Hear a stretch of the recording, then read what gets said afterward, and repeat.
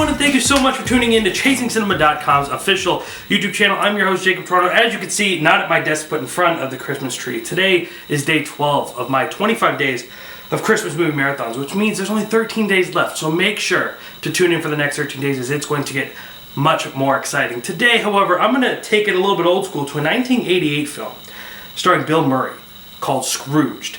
The film was directed by Richard Donner, the man that would bring us The Goonies, Superman Returns, Lethal Weapon. A very adventurous director, a director that has captured action-adventure quite well.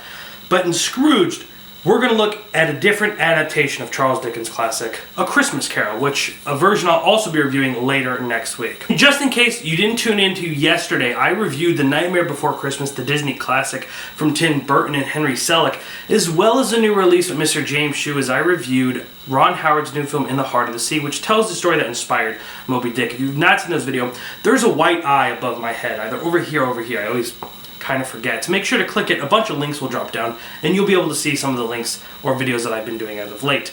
The best way never to miss a video, though, is to hit that subscribe button right down here. It's always appreciated, and you'll never miss a video, including the ones that will be coming up for the next 13 days. So Scrooge tells the story of Frank Cross, played by Bill Murray, a high-end TV executive who is just all about the wrong things when it comes to Christmas. Right now, his television station is going to do a live broadcast of Charles Dickens' A Christmas Carol.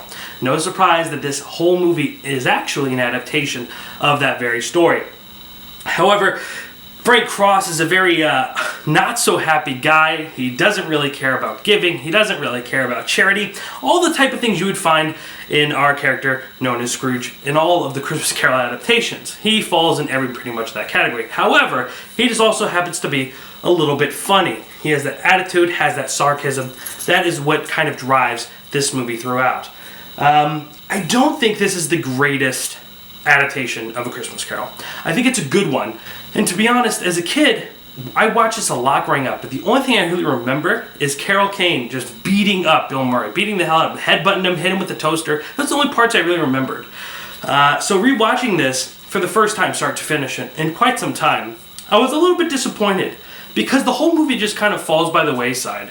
It's one of those movies where it's pretty much you're watching Bill Murray in a movie that just so happens to be A Christmas Carol. Frank Cross isn't a very complex character. It doesn't matter what his name is or what his title is. All we know is that it's Bill Murray. He's going to have a lot of witty things to say, and he's going to be visited by 3 ghosts. The ghost of Christmas Past is a taxi cab driver from New York, smoking a cigar, takes him back to his childhood home. Kind of fun. Nothing too exciting. It is when Carol Kane actually enters the picture, the ghost of Christmas Present, and just starts beating the hell out of him. That kind of has this wonderful dynamic. And her voice matched with Frank Cross's just cynicism. It's just a really nice moment. But if you look at the story, if you eliminate Bill Murray from your minds real quick, and you think about a character, and you see the things that he sees, you know, his brother, who says really, really nice things about him, and is just playing trivia at his family home, it doesn't seem like a real reason why Bill Murray's character would change. Also, when he's visited by the Grim Reaper-esque looking character that has bodies in his stomach, which is a bit vivid and actually earned this film an Academy Award nomination. He eventually would go, spoiler alert, this movie was made in 1988, so if you haven't seen it by now, I'm sorry. But he is shown to his own death, his own funeral, where his casket is being entered into a pyre, where you would be cremated, and that is actually what changes him. So in my mind, I'm just kind of thinking like, well, it wasn't the loss of his brother that would change him. It wasn't his secretary, who's very, very poor, and something happened to him, even though there is a little glimpse about that. It's him dying that actually scares him to being non-selfish. So I don't know if I would have really gone that direction, to be honest. I always think it's kind of nicer when, you know, in a movie such as a few other Christmas adaptations, shows them what would happen to people. It's a Wonderful Life is a perfect example, which I will be reviewing on Christmas Day. Nevertheless, this movie isn't for Charles Dickens fans. This movie didn't set out to tell a marvelous adaptation of Christmas Carol. They said, we have Bill Murray. Let's have him be Bill Murray. Bill Murray plays himself. If you're a Bill Murray fan, this movie is perfect for you. If you're not, you might enjoy it. It's not the best movie. It's kind of a mess. Sloppy. The characters aren't too defined. No one's really changing. There's no major arc. We all just kind of know where this movie is going. But it's just to sit and laugh with Bill Murray for 2 hours. though I am kind of disappointed to say that I didn't laugh as much as I would have liked to. I enjoy Bill Murray.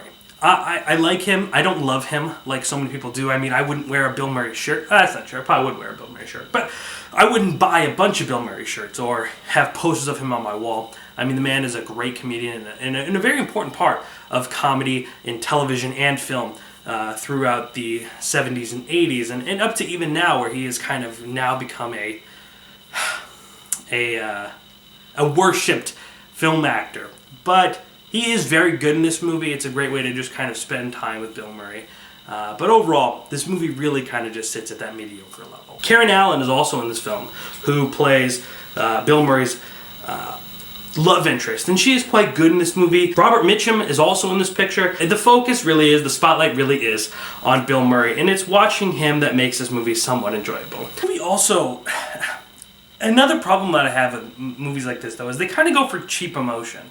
So, for instance, there is Bill Murray's secretary, who has a child who watched his father being murdered. It's kind of said as the Christmas of present takes him to visit his secretary and see what her life is like, and she's very poor. She has a bunch of kids. They can't afford a Christmas tree. And we find this child whose father was murdered in front of him, and he's vowed not to speak. And of course, at the end of the film, he plays the role of Tiny Tim and saying, "And God bless everyone." So things like that just don't really work in this movie. And then there's actually another very odd part in this picture where we have a homeless person we've met at a shelter. So, ironically, Bill Murray's love interest, played by Carol Allen, is all about giving and charity, and she's helped this shelter. And one of the guys from the shelter actually freezes in a New York City gutter and dies while he's down there, and Bill Murray also comes across his dead body. It's a very awkward part of the movie. I think that they are, really trying to show a way that they could quote-unquote change Bill Murray, but Bill Murray even kind of makes that out of a little bit of a joke at a time. It just doesn't seem to really click. And to me, it's a way for cheap emotion. I don't think that a lot of people are going to be crying or be emotionally struck at the end when this young child speaks. It is a nice little sentiment, but it is cheap. And when I say that, I mean the movie is manipulating us to feel bad for a character that has no name, that has no real complexities, or is actually a character at all. He's simply there just to kind of get that emotion on you. A lot of movies do that. Plenty of movies do that, including most Hollywood motion pictures. But that's neither here nor there. It's not bad enough to where it's going to take down the quality of Scrooged, but it just definitely doesn't fit. It just kind of feels like thrown in there just for that sake. I am sad to say I didn't enjoy it as much as I remember, but hopefully the other movies I encounter in the next 13 days will live up to the hype. Ladies and gentlemen, thank you so much for tuning into this video. Let me know how you feel about Scrooge down here in the comment sections below. The best way to never miss videos, hit the subscribe button right down there.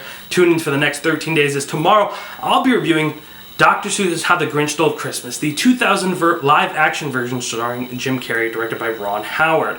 Make sure to tune into that.